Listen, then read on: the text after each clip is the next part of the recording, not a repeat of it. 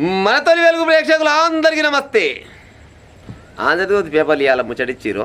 ఏమిచ్చిందంటే సంపన్న రాష్ట్రంగా తెలంగాణ అంట. బర కొడుక, సంపన్న రాష్ట్రం అంట. తెలంగాణ ఎలిగిపోతలేదు.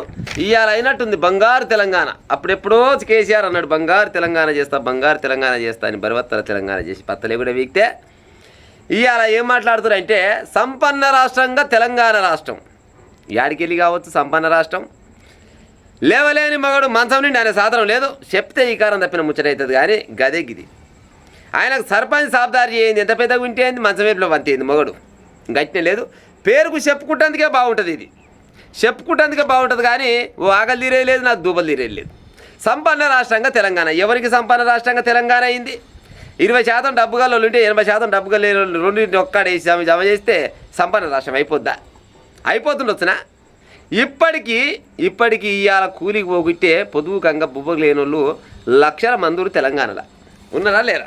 మరి సంపన్న రాష్ట్రం ఎట్టయితుంది? యాడికెళ్ళి అయితే సంపన్న రాష్ట్రం చెప్పురిగా. ఇంకా పేపర్లు ఏమి ఇచ్చినాయంటే సంపన్న రాష్ట్రంగా తెలంగాణ రాష్ట్రం. ప్రపంచ బ్యాంకు నివేదికలో ఎగువ మధ్యాదాయ ఆర్థిక వ్యవస్థగా చోటు. ఇండోనేషియా వియత్నాం కంటే మెరుగంట. అబ్బర కొడుక, ఇండోనేషియా వియత్నాం కంటే మనమే మెరుగులున్నామంట.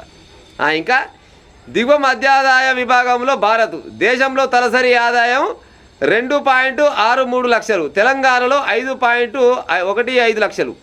అట్టడుగున బీహార్, యూపీ, జార్ఖండ్. ప్రపంచ బ్యాంకు నివేదికలు వెల్లడి. అంటే ఎంతసేపటికి డబ్బు గల్లని చూసుకోవాలి, డబ్బు గల్లను చూసుకొని పేదలను చూసుకోవాలి. ఇద్దరు ఒక్కడేస్తే ఈక్వల్ అయిపోతారా? ఉన్నోని లెక్కనే ఎగుతుండే, లేనోడు లేనట్టుగానే పోతుండే. ఇక చెప్తారు ముచ్చట. చెప్పురి మరి, మీరు నిజంగా చెప్పురి. ఈ తెలంగాణ రాష్ట్రం సంపన్న రాష్ట్రంగా ఉందంటే వాళ్ళని నమ్ముతుండొచ్చునా? యాడికెళ్ళి నమ్ముతారు చెప్పురిగా.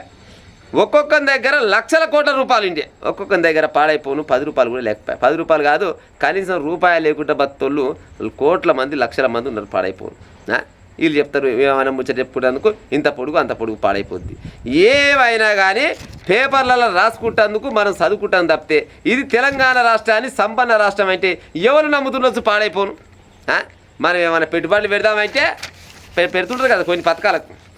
ఏదన్నా పథకానికి పెట్టుబడి పెడితే నిజంగా కూడా 1,00,000 రూపాయలు పెట్టి ఒక పథకం తెచ్చినామనుకో, దాని ద్వారా 2 లక్షలు, 3 లక్షలు, పోనీ 1,10,000 రూపాయలు ఆదాయం వచ్చిందంటే 1,00,000 పోగా 10,000 ఆదాయం వచ్చిందని అనుకుంటే నడుస్తుంది. 1,00,000కు లుక్సానే పాడైపోను. ఇక ఆదాయం వేడికెళ్ళి ఉంది పాడైపోను. మనకు తెలంగాణలో ఎక్కువ అన్ని ఉచితాలు అయిపోయినాయి. ఓటర్లు గట్టినే ఉన్నారు, లీడర్లు గట్టిన. లీడర్లకు ఏం కావాలంటే పథకాలు పెట్టాలి, ఓటర్లకు ఏం కావాలంటే పథకాలు ఇస్తేనే ఓట్లు వేస్తాం. మరి ఈ ఉచిత పథకాలు ఇస్తే ఎవరికి ఏమన్నా ఫాయిదా అవుతుందా? ఫాయిదా అయితే ఎంతమందికి అవుతుంది? పావులే ఇచ్చిరి, రూపాయి రాసి పెట్టిరి. ఇక మరి వెనకపోతే ముందరకు పోతుంది రాష్ట్రం. ఇక ఏడికెళ్ళి పోతుంది చెప్పురిగా. ఏమన్నా పాడైపోయిన పేపర్లలో వస్తాయి చూసుకుంటేందుకు తప్పితే ఇంకా దేనికి కూడా ఉపయోగపడదు. సంపన్న రాష్ట్రం యాడికెళ్ళి సంపన్న రాష్ట్రం అవుతుంది. ఆయనకు 7 ఉండట. ఒక ఆయనకు ఏమెక్కరా 7 ఉంటే ఎకరాలలో ఒకళ్ళని ఉండాలి కదా. పాడై గట్టినే ఉంది. పేపర్లో చెప్పుకుంటేందుకు ఏమో సంపన్న రాష్ట్రం. తెలంగాణ చూస్తే మొత్తం దరిద్రం. మరి ఒకవేళ సంపన్న రాష్ట్రం అయితే కేసీఆర్ రేవంత్ రెడ్డి ఏమన్నాడు? అరే పాడైపోను, అప్పు పుట్టగత అయితే లేదు మనకు అన్నాడా లేదా?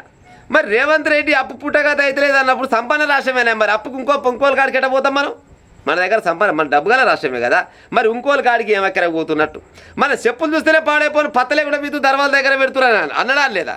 మరి మన చెప్పులు చూడగా అమ్మ రేవంత్ రెడ్డి వచ్చినట్టు పాడైపోను, అప్పుకొచ్చిండే అనుకొని దర్వా దగ్గర పెట్టి లేడిపో అని చెప్పిస్తున్నారని.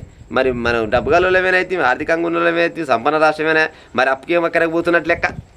మరి ఎవరికి ఆ క్యాకులేం చేసినట్టు, ఎవరిని దీంట్లో లెక్కలు పెట్టుకొని సంపన్న రాష్ట్రంగా ప్రకటించినట్టు చెప్పాలి. మరి ఇక నాకైతే అర్థం కాలేదు. మీకు ఏమైనా అర్థమైతే చెప్పే ప్రయత్నం చేయాలి.